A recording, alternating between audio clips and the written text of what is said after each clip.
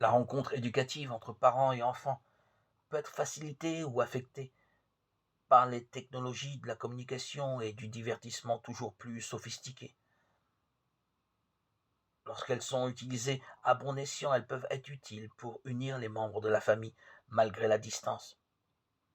Les contacts peuvent être fréquents et aider à remédier aux difficultés. Cependant, il demeure clair qu'elles ne constituent ni ne remplacent le besoin du dialogue plus personnel et plus profond qui exige le contact physique ou tout au moins la voix de l'autre personne. Nous savons que parfois ces moyens éloignent au lieu de rapprocher, comme lorsqu'à l'heure du repas chacun est rivé à son téléphone cellulaire ou quand l'un des conjoints dort en attendant l'autre qui passe des heures à jouer avec un dispositif électronique.